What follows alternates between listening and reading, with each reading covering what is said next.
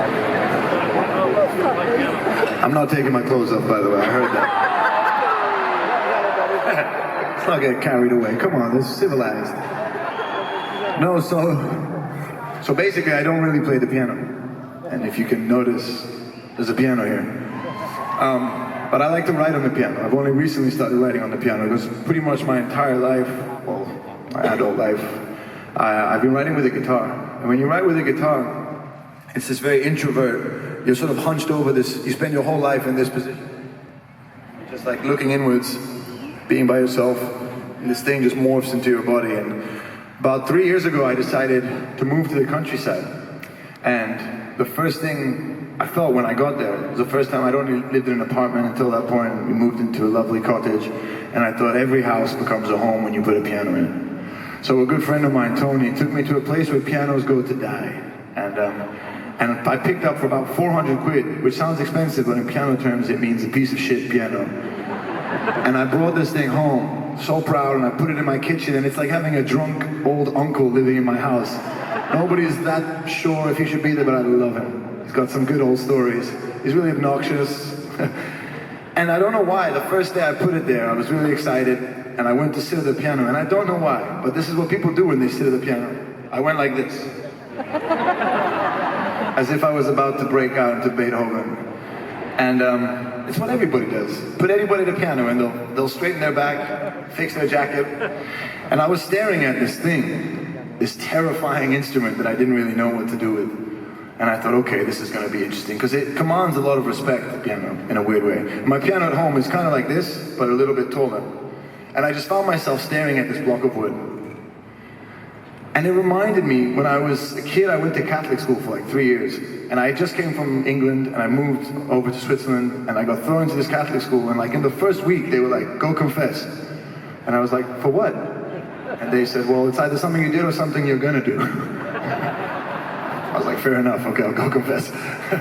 And I got put into this booth, this wooden booth, and I was told, God is listening. And I remember having a little giggle to myself.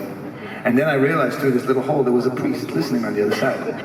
And then I found that I was just talking to this piece of wood for like 5 minutes, this wooden plank. And I loved that I was having a moment for myself.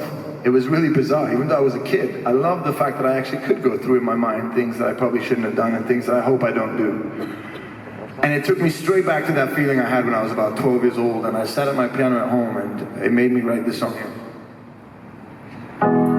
Giving it all away for nothing. Such a foolish thing to do. I'm always looking for that extra something.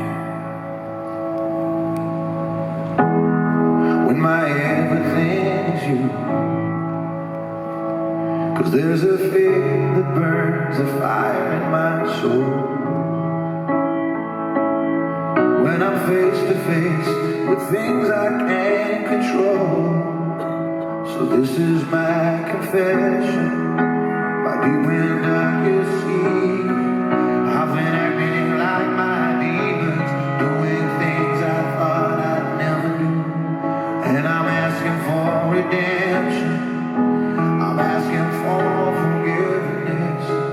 All these things I've done to you, things I thought I would never do. Things I thought I'd never do.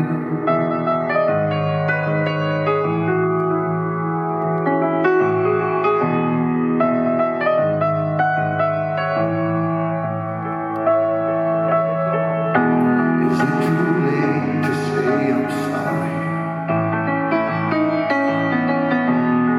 Well, I'll say it anyway.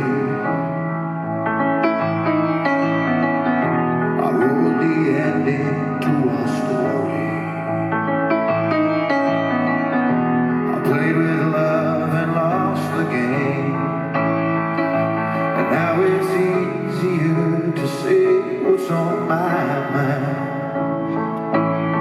than to carry on with all these lies. But this is my confession, my deep and darkest secret. I've been acting like